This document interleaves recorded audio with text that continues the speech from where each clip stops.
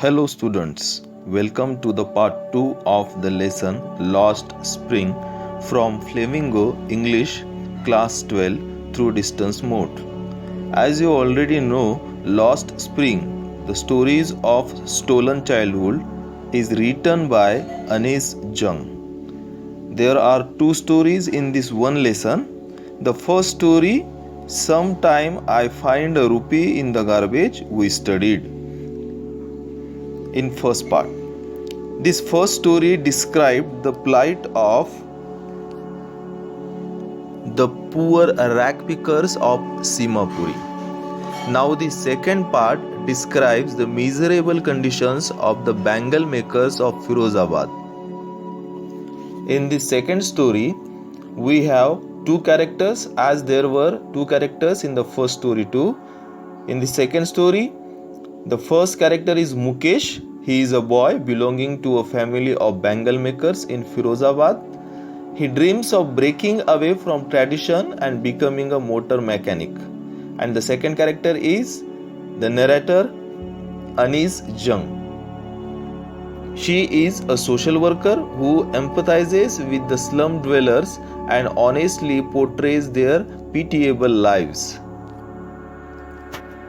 The story begins with an interaction with Mukesh.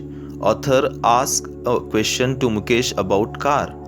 Mukesh insists on being his own master by pursuing his wish to be a motor mechanic. So Anis, the author, asks him if he knows anything about cars. Mukesh replies, no, but he wants to learn to drive a car. The author feels that his dream is like a mirage amidst the dusty streets of Firozabad.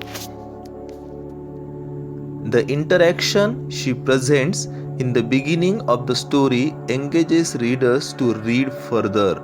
Here, a question arises in the minds of readers that why she is saying the dream of Mukesh as a mirage.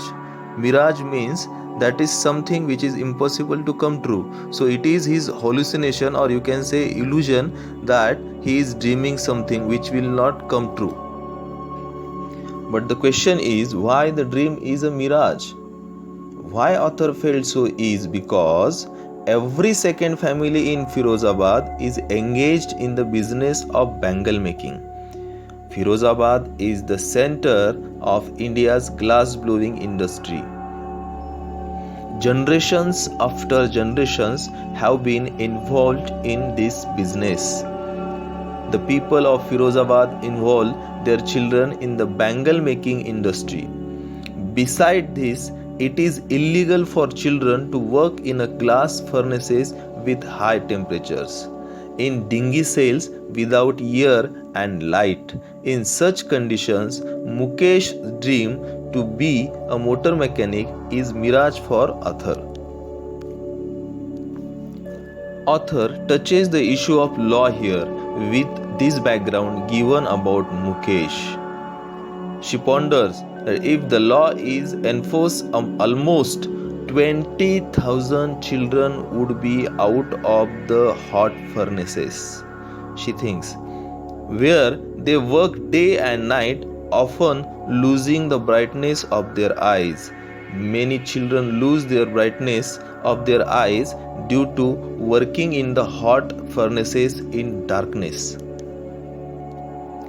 As author had visited Simapuri, the area where Sahib lives in first story we saw, here too she visits Mukesh house and give very detailed description of the miseries of the people living there and working and losing their eyesights.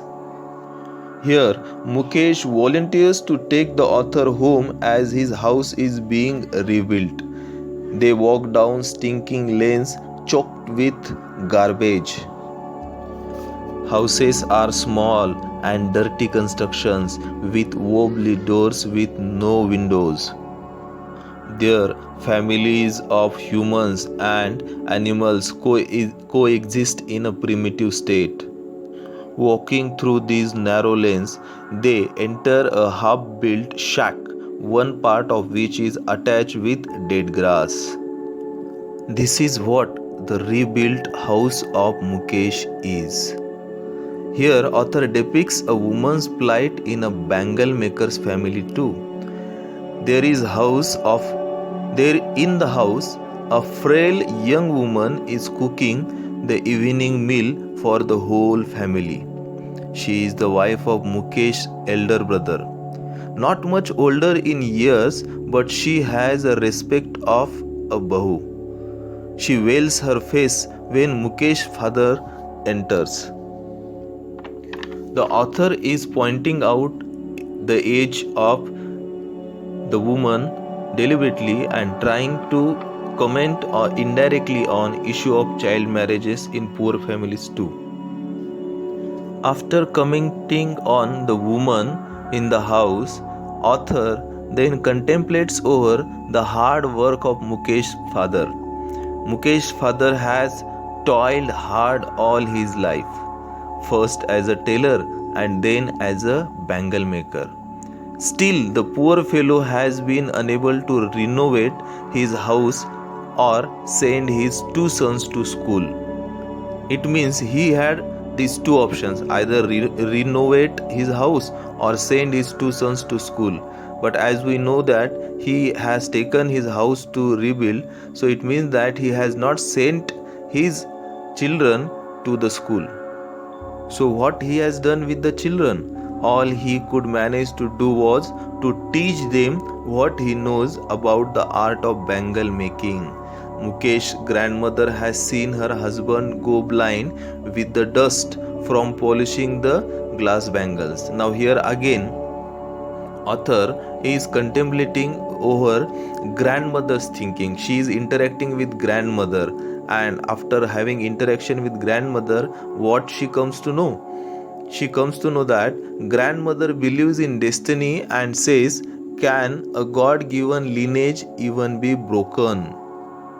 The grandmother implies that born in the caste of bangle makers, they have seen nothing but bangles, bangles, bangles and bangles only of various colors everywhere in the home.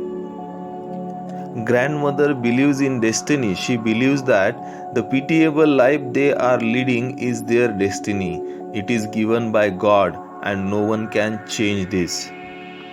After this, author ponders over the career of young boys and girls sitting around there in the area.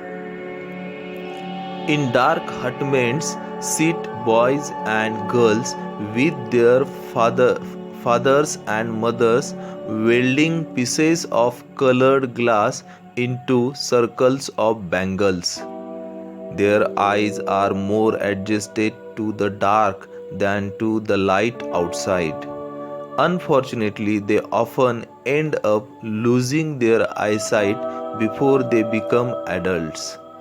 The author notices a young girl, Savita, in a drab pink dress sitting beside an elderly woman helping in making bangles. The girl's hands move like a machine. Author wonders if she understands the sanctity of the bangles for Indian women. The sad irony will suddenly dawn upon her. She will become a bride like the old woman sitting beside her. There is an old woman too. And then, in a voice drain of joy, the old lady tells the author that she has not enjoyed even one full meal in her entire lifetime. Now, what a pity here. An old woman is saying that for whole life she has not taken a full meal in her entire life. What poverty they are living in that they can't afford to have full meal in lifetime. Author says one wonders if Mukesh's father has achieved what many have failed to achieve in their lifetime. He has a roof over on his head. The cry of not having money can be heard in every household of Firozabad. With this, she ponders over two distinct worlds in Firozabad. Nothing has changed over the years. Years of hardship have killed all hopes and dreams. The author asks a group of young men to organize themselves in cooperative. She learns that horrific truth that even if they get organized, they are taken to jail for doing something illegal and are beaten up. There is no leader among them. The author finds two distinct worlds in Firozabad. One is the exploited family caught in a vortex of poverty and the stigma of the caste in which they were born. The other is a vicious circle of those who exploit them, the shaukars, the middlemen, the politicians, the lawmakers, the policemen, and bureaucrats. These have created such a burden that a child accepts this as naturally as its father did. However, author finds Mukesh is filled with a ray of hope. She felt so because to do something else would mean to dare, and daring is not a part of growing up there in Firozabad. The author is filled with joy when she finds that Mukesh thinks differently. The boy is filled with hope. And what is that hope? He dreams of being a motor mechanic, is still alive in his eyes.